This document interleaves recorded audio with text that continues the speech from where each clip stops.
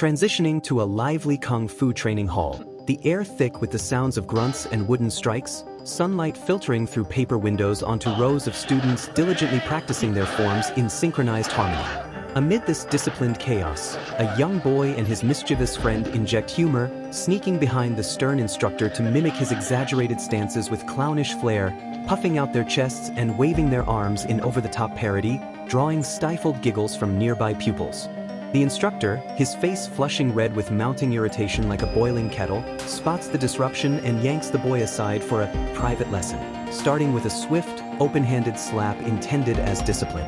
The boy, quick as a fox, blocks it with a playful forearm parry, his eyes sparkling with arrogant delight, turning the correction into a full-blown spar.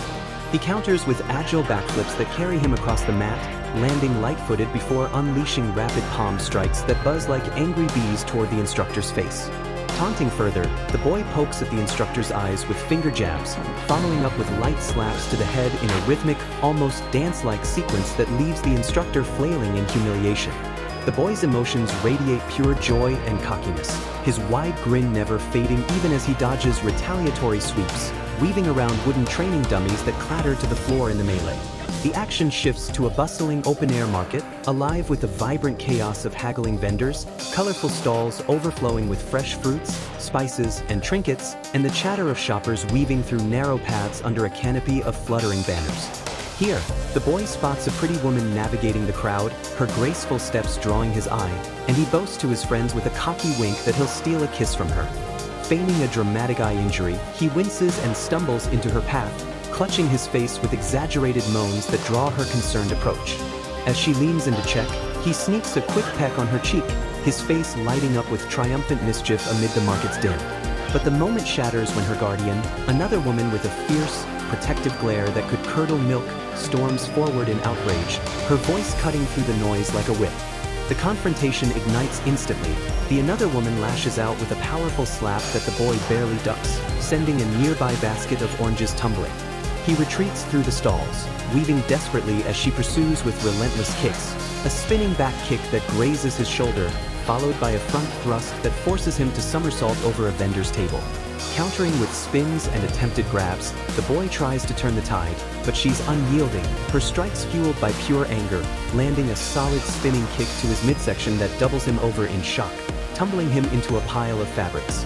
His initial cocky grin dissolves into wide-eyed embarrassment and pain, while the another woman's emotions blaze with righteous fury, her face set in determination.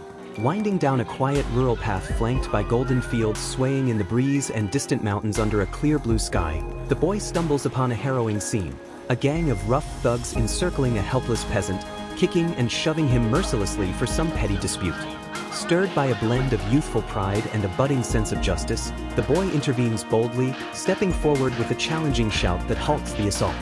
Facing the lead thug, a burly figure with a sneer of contempt, the boy braces as the thug charges with wild haymaker punches, massive fists swinging like hammers.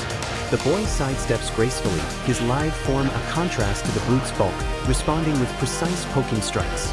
First to the eyes, making the thug blink and roar in pain, then to the nose with a sharp jab that draws blood. Seizing the momentum, he executes a sweeping leg takedown, hooking the thug's knee and sending him crashing to the dirt path with a thud. As the thug rises, growling in rage, the boy unleashes a barrage of comedic slaps and light kicks, slapping the cheeks red, then a playful boot to the rear that disorients more than harms, culminating in a final, decisive punch to the jaw that lays the thug out cold, his body slumping like a felled tree. The boy's emotions evolve from ignited anger to beaming triumph, pumping his fist in victory, while the thugs scatter in wide-eyed fear, and the peasant looks on with grateful awe. Returning to the boy's traditional family home, a serene compound with ornate lanterns swaying from eaves, ancient scrolls adorning wooden walls, and a central courtyard bathed in soft evening light, the atmosphere thickens with revelation. The boy discovers the market woman is his cousin and the another woman his aunt, sparking awkward bursts of laughter that quickly sour under his father's stern, disappointed gaze, the patriarch's face etched with lines of authority and concern. Tensions erupt when an influential man, flanked by stern retainers, barges in demanding vengeance for his son's earlier beating, the thug revealed as family. To settle it honorably, the aunt proposes a twisted challenge. The influential man's other son must land 10 blows on the boy before any retaliation. The courtyard becomes an arena, stones crunching underfoot as the other son, built like a bull, hammers away with heavy punches. A crushing hook to the shoulder, a jab to the gut, that the boy endures with gritted teeth, dodging where he can but absorbing hits that bruise his skin and test his resolve, his face contorting in waves of pain and stoic endurance. The family watches with bated breath, pride mingling with worry, while the opponents seethe with rage. On the 11th attempt, the boy unleashes pent-up fury. Explosive flips carry him airborne for aerial kicks, rapid palm thrusts batter the other son's defenses, and a whirlwind of strikes overwhelms him completely, leaving him battered and carried out by his kin. The boy's shift from restraint to vengeful release is palpable, his eyes blazing with satisfaction. Fleeing paternal wrath, the boy wanders penniless into a lively village restaurant, where tables groan under steaming bowls of noodles and roasted meats, lanterns casting warm glows on boisterous patrons amid the clatter of chopsticks. Spotting a lone diner, he slyly joins, spinning a tale to share the meal, devouring with gusto until the patron reveals himself as the owner, his face twisting in indignant fury. Chaos ensues as the owner's lackeys swarm. One brandishes a cleaver in wide, menacing swings, another grapples from behind with iron arms. The boy vaults over tables, splintering wood and spilling dishes, using a chair as a makeshift shield to block a descending blade before countering with a spinning kick that sends the grappler flying into a wall. Amid the frenzy, an old drunkard at a corner table, hiccuping and swaying, unexpectedly intervenes, his unpredictable dodges turning potential hits into misses, followed by sloppy yet effective strikes that disarm foes with deceptive ease. The boy's initial panic morphs into relieved astonishment, grinning as they escape into the night shadows. The old drunkard's casual, inebriated demeanor belies his hidden mastery, emotions layered with amusement. In a secluded countryside grove, encircled by whispering trees and jagged rocks under a canopy of leaves filtering dappled sunlight, the old drunkard unveils himself as the boy's fated trainer, a legendary master assigned by the family. Defiant, the boy attacks with a showcase of styles. Fierce tiger claws raking the air, coiling snake strikes darting like venom, graceful crane wings flapping for elevation, and monkey flips tumbling erratically.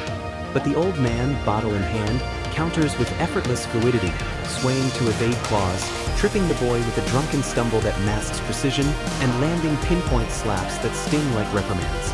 The boy's frustration mounts, his attacks growing wilder until exhaustion claims him, collapsing in a heap of sweat and defeat, emotions churning from rebellion to reluctant respect.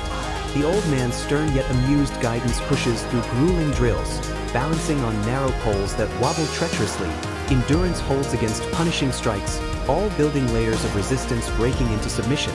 His flight intersects with the notorious assassin in a barren field scorched by the sun, tension crackling like dry lightning. Provoked into combat, the boy leaps with acrobatic kicks, high arcs aiming for the head, but the assassin dismantles him with superior legwork. A low sweep unbalancing him, aerial spins battering his guard with thunderous impacts.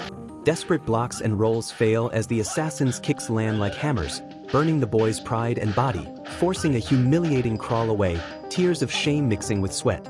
The boy's humiliation peaks in broken sobs, the assassin's mocking laughter echoing contempt. Humbled, the boy returns to the old man's humble cottage, thatched roofs sagging under vines, candlelight flickering on simple furnishings as he commits to the Eight Drunken Immortals. Outdoors, amid bamboo groves and flowing streams, he immerses in training, swaying punches emulate drunken staggers, wine pots swung in wide arcs as improvised weapons against shadow foes. Mastering 7 styles, his movements loosen from stiff to unpredictable, lurching dodges, reeling strikes, confidence blooming in fluid grace, though he scoffs at the Eight's feminine flair, practicing hip sways awkwardly with comedic reluctance.